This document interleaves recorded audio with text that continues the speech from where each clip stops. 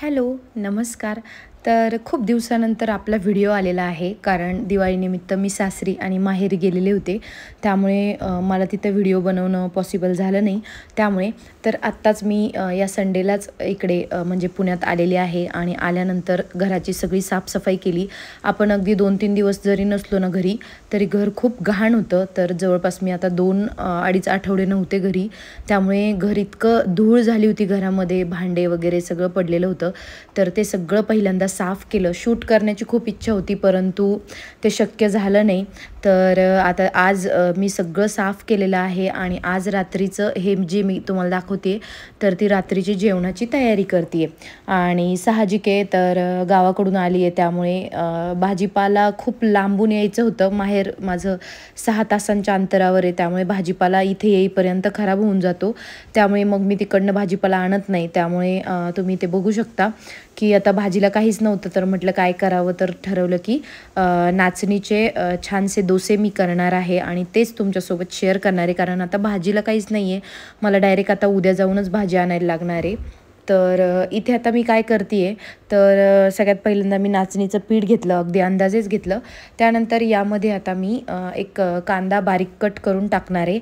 यामध्ये आपल्याला थोडंसं डाळीचं पीठ पण घालायचं आहे, जेणेकरून थोडंसं ते मऊ होईल. म्हणजे डोशाची जी कन्सिस्टन्सी आहे, तर ती मऊ होईल आणि पीठ आपण तव्यावर टाकल्यावर डोसा तुटणार नाही. तर यामध्ये आता थोडीशी हळद आणि चवीनुसार आपल्याला तिखट टाकायचं आहे आणि चवीनुसार मीठ घालून घ्यायचं आहे. तिखट आपण कमी जास्त करू शकतो, आपल्याला कितपत तिखट हवं आहे तितकं तिखट आपण यामध्ये घालू शकतो. आणि त्यानंतर अगदी थोडं थोडं पाणी घालून यायला आपली डोशाची कन्सिस्टन्सी आपल्याला करायची आहे. म्हणजे ह्याचे जे डोसा आपण नाचणीचं जे पीठ घेतलेलं आहे, तर त्याचे गोळे तयार होऊ नये म्हणून छानसं याला मिक्स करून घ्यायचं आहे. अजिबात कुठलेच गोळे याच्यामध्ये राहायला नको आणि ते छान फाईन आणि मस्त छान कन्सिस्टन्सी होईल. तर इथे तुम्ही बघू शकता, हे पीठ मी रेडी करून ठेवलेलं आहे आणि हे जवळपास मी अर्धा तास असं झाकून ठेवलं होतं, कारण उत्कर्ष येण्याची बाकी होते. यामध्ये थोडीशी कोथिंबीर घालून घेते आणि उत्कर्ष आल्यानंतर मस्त छान गरम गरम करणार आहे. आणि त्याचबरोबर याच्याबरोबर आम्ही खाणार आहेत मस्त छान चटणी मी करणार आहे दह्याची. येताना दही घेऊन आलो होतो येता येता दुकानातून, त्यामुळे मग दह्याची चटणी करणार आहे. आणि मग बघेल जसं शक्य होईल तसं भाजी आणायला मी जाणार आहे, कारण भाजी आणल्याशिवाय कुठला स्वयंपाक होत नाही. आणि आज मला इतका विचार करून करून म्हणजे मी विचार केला की काय करू काय करू, तर मग होतं नाचणीचं पीठ म्हणून मस्त छान झालं. तर आता हे बघा, तर सगळ्यात पहिला डोसा इथे मी केलेला आहे आणि तो खराब झालेला आहे. तर जाऊ द्या, आपण म्हणूया की पहिला डोसा देवाचा असं म्हणून मी गणपती बाप्पा मोरया करून इथे डोसा घातलेला आहे. परंतु तो थोडासा जाडसर झाला माझ्याकडनं आणि तवा खूप तापला होता, त्यामुळे ते पटापट माझ्याकडनं पसरवणं पण झालं नाही. त्यामुळे हा थोडासा खराब झाला. दुसरा डोसा मी तुम्हाला दाखवेल बनवून.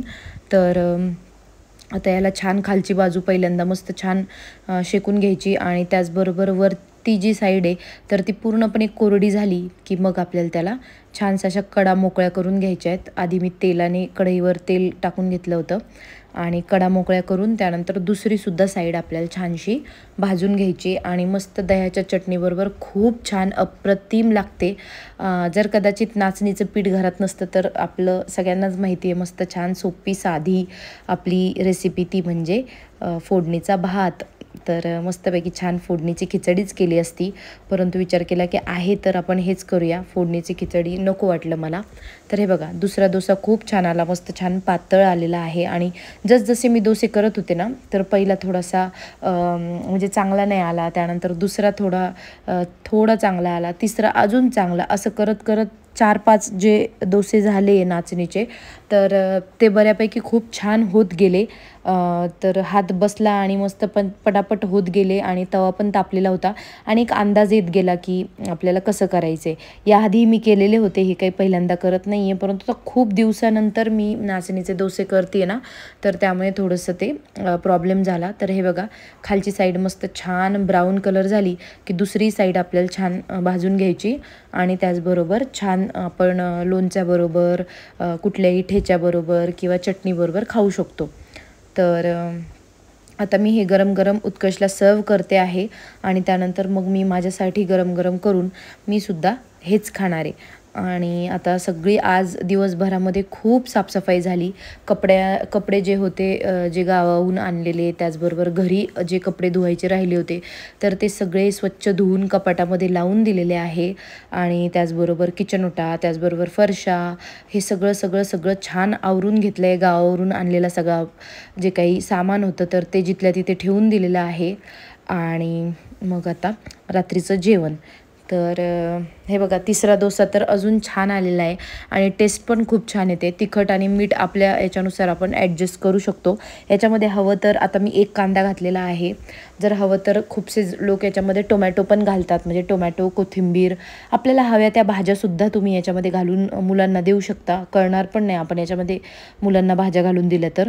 परंतु आत्ता सध्या माझ्याकडे भाज्या अवेलेबलच नाही आहेत, त्यामुळे मी फक्त याच्यामध्ये कांदा घातला आणि बाकी जे तिखट आहेत तर ते ॲड केलेले आहेत. तर छान आयडिया आहे की नाही. जर भाजीला काही नसेल किंवा कधी कधी भाजी खाण्याचा कंटाळा आला तर तुम्ही मस्त छान ही रेसिपी करू शकता. आणि हेल्दी पण आहे आणि झटपट पण होते. आणि गरमागरम तर हे डोसे खूपच छान लागतात. कशासोबत पण खाऊ शकता, अगदी घरच्या लोणच्याबरोबर पण छान लागतात. तर हे बघा, मस्त छान आपले डोसे इथे रेडी आहेत. तर चला मी पटापट डोसे करून घेते आणि त्याचबरोबर आम्ही जेवण करून घेतो. आणि त्यानंतर मला थोडीशी देवपूजा करायची आहे. तर इथे मी आता अनुला घेऊन बसली आहे.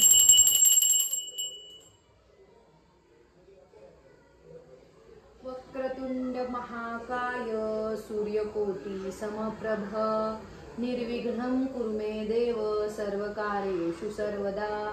सर्वमंगलमांगल्ये शिवे सर्वार्थसाधिके शरण्ये त्र्यंबके गौरी नारायणी नमोस्तुते.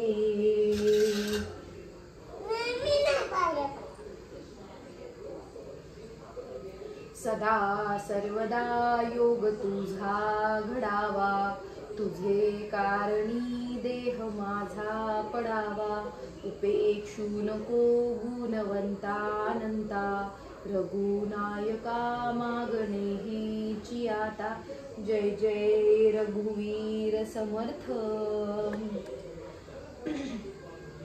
शुभं करोति कल्याणं आरोग्यं धनसंपदा. शत्रुबुद्धि विनाशाय दीपज्योती नमोस्तुते. दिव्या दिव्या दीपत्कार कानी कुंडल मोतीहार. दिवा लावला देवापाशी उजेड पडला तुळशीपाशी. माझा अनुचा आणि अनुच्या बाबांचा नमस्कार सर्व देवांपाशी. हे ईश्वरा सर्वांना चांगली बुद्धी दे, आरोग्य दे. सर्वांना सुखात आनंदात ऐश्वर्यात ठेव. सर्वांचं भलं कर, कल्याण कर, रक्षण कर. आणि तुझे गोड नाम मुखात अखंड राहू दे. त्यानंतर म्हणजे आमची जेवणं झाली, त्याचबरोबर देवपूजा करून घेतली. मी संध्याकाळची देवपूजा म्हणजे जे काही आपले शुभम करोती वगैरे होतं. अनुचा मूड नव्हता, परंतु मी तिला जबरदस्ती घेऊन बसले होते. अशानेच मुलांना जर आपण आपल्या संस्कृतीची ओळख करून दिली किंवा श्लोक वगैरे त्यांच्यासमोर बोललो तर छान वाटतं आणि मुलं पण ते शिकतात. तर इथे मी भाजीपाला घेऊन आलेली आहे. तिला पण सोबत घेऊन गेले होते, वेळ होता तर घेऊन आले. त्याचबरोबर मला ना सीताफळ खूप आवडतात आणि आत्ता सीताफळांचा सीझन आहे, त्यामुळे मस्त छान 2 मोठी सीताफळ बघून घेऊन आलेली आहे. आणि त्याचबरोबर आठवडाभर जाईल एवढ्या भाज्या मी घेऊन आली आहे. तर अनु पण मला मदत करते आणि आपण प्रत्येक गोष्ट जर मुलांना घेऊन केल्या ना तर त्यांनाही थोडंसं स्क्रीन टाईम त्यांचा कमी होतो. नाहीतर अदरवाईज मुलं मोबाईल किंवा टी व्ही मागतात. तर त्यामुळे मी माझ्या प्रत्येक कामामध्ये अनुला थोडं मध्ये लुडबुड करण्यासाठी घेत असते. तर इथे ती मला विचारते की मम्मा सीताफळ तुझं फेवरेट आहे का? तर हो, माझं खूप फेवरेट आहे सीताफळ. आणि हे सीताफळ थोडंसं कच्चं होतं तर ते आता मला पिकवण्यासाठी ठेवायचं आहे आणि मला खूप आवडतं. त्यामुळे मी या सीझनमध्ये 1-2 माझ्यासाठी का होईना पण मी सीताफळ घेऊन येत असते. आणि निवडण्यासाठीच्या काही भाज्या नव्हत्या, त्यामुळे पटापट भाज्या सगळ्या मी फ्रीजमध्ये ठेवून दिलं. फ्रीजसुद्धा पुसून घेतला होता, कारण 2 आठवडे फ्रीजमध्ये काही नव्हतं, त्यामुळे फ्रीज पण बऱ्यापैकी धूळ झाली होती. तर त्याला स्वच्छ करून घेतलं. त्यानंतर आता हा व्हिडिओ आहे डायरेक्ट दुसऱ्या दिवशी सकाळचा, कारण त्या दिवशी मी भाज्या निवडल्या, त्यानंतर खूप थकले होते म्हणून झोपून घेतलं. तर आता दुसऱ्या दिवशी मी सकाळी उत्कर्षचा टिफिन करते आणि टिफिनला मी इथे काल आणलेल्या ज्या भाज्या होत्या ना, त्यापैकी ही आहे शिमला मिरची.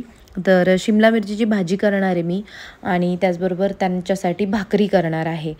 तर काल भाजी नव्हती त्यामुळे खूपच पंचायत झाली, अगदी टिफिन पण मला देता आला नाही. आणि म्हणून मग मी ठरवलं की आजपासून आता छानसा रोज आपल्याला मस्त जसं जमल तसं छान छान भाज्या आणि ते सगळं मी टिफिनला देणार आहे. तर इथे मी शिमला मिरची कट करून घेतली आणि अगदी क्विक तुम्हाला रेसिपी सांगते मी कशी टिफिनसाठी शिमला मिरची करते. तर थोडंसं तेल घालून घेतलं, जिरे मोहरी आणि हिंगाची फोडणी देऊन घेतली. त्याचबरोबर कांदा बारीक चिरून घेतला होता, तर तो कांदासुद्धा इथे फोडणीला घातलेला आहे आणि थोडंसं ब्राऊन ह्याला कांदा होईपर्यंत आपल्याला छान परतून घ्यायचा आहे. कांदा परतल्यानंतर त्याच्यामध्ये अगदी किंचितशी हळद घालायची आहे, जेणेकरून कलर भाजीला खूप छान येतो. आणि त्यानंतर आपली जी काही शिमला मिरची आपण कट केलेली आहे तर ती घालून घ्यायची आहे आणि ती छानशी कांद्यामध्ये मिक्स करायची. त्याचबरोबर थोडंसं चवीनुसार मीठ घालायचं. मीठ घातल्यानंतर पुन्हा एकदा शिमला मिरची छानशी हलवून घ्यायची आणि त्यानंतर छानशी झाकण ठेवून त्याला होऊ द्यायचं आहे. अजिबात पाणी घालायचं नाही आहे, कारण मिठाला पाणी सुटतं ना, म्हणूनच आपण मीठ लवकर घालून घेतो, कारण या मिठालाच पाणी सुटतं. आणि त्या मिठाच्या पाण्यात ती भाजी छानशी शिजली जाते आणि मस्त छान शिजत आली की मग त्याच्यामध्ये आपल्याला हवा तो म्हणजे अगदी थोडंसं तिखट घालायचं, जितकं आपल्याला तिखट लागणार आहे. मी शेवटी तिखट घालते, कारण मला मिठाची भाजी अनुसाठी काढावी लागते आणि अनुलासुद्धा मी स्कूलला हीच भाजी देणार आहे आणि चपाती देणार आहे.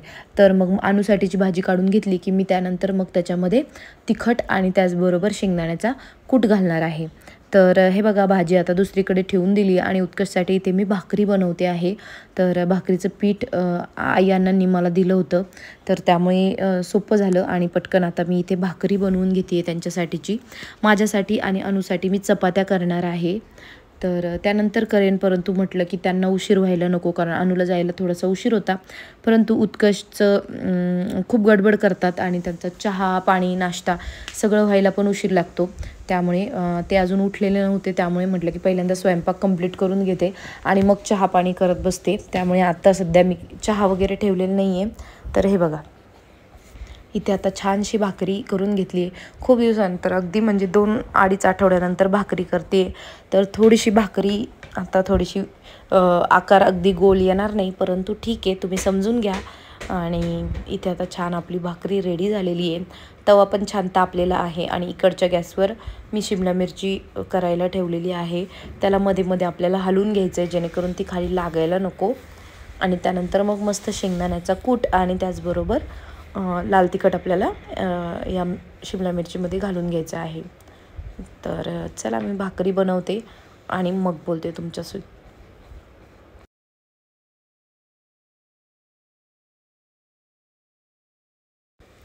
तर इथे माझ्या भाकरी करून झालेल्या आहेत, भाजी झालेली आहे. तर आता मी पटकन किचन ओटा स्वच्छ करून घेते आणि मग चहा पाण्याची तयारी करणार आहे. तर हे बघा, आता किचन ओटा आवरून घेते, म्हणजे कसं फ्रेश वाटतं सकाळी सकाळी आणि पटापट कामं उरकतात. खूप टाईमपास करत बसत नाही, पटकन रात्रीच ठरवून ठेवते की उद्या काय भाजी करायची आहे. त्यामुळे ती भाजी घेतली की पटापट कामं होतात आणि आपल्याला काम सोपं पण जातं, खूपसं अवघड जात नाही. किंवा सकाळी भाजी काय करायची या विचारात अर्धा वेळ माझा जात नाही. त्यामुळे कधी मी त्यांना सुकी भाजी देते, तर कधी थोडीशी सरबरीत अशी भाजी देत असते टिफिनला. आज थोडीशी सुकी भाजी दिलेली आहे. तर आय होप तुम्हाला आजचा व्हिडिओ आवडला असेल. आणि सॉरी, खूप दिवसानंतर व्हिडिओ आलेला आहे आणि पण तुम्ही सबस्क्रायबर्स माझे फॅमिली आहात आणि तुम्ही मला समजून घेतलं आणि तोपर्यंत वेट केला, त्याबद्दल खूप थँक्यू तुमचं. आणि इथून पुढे आता रेग्युलर आपले व्हिडिओज येत राहील आणि कुठल्या टॉपिकवर तुम्हाला व्हिडिओ बघायला आवडेल तेही मला कमेंट करून सांगत जा, म्हणजे मला थोडीशी एक आयडिया येईल आणि मी त्यावर व्हिडिओ बनवण्याचा नक्की प्रयत्न करीन. तर व्हिडिओ शेवटपर्यंत पाहिला त्याबद्दल तुमचे खूप मनापासून आभार आणि पुन्हा भेटूया अशाच छान छान व्हिडिओसोबत. त्यामुळे स्टे कनेक्टेड. बाय.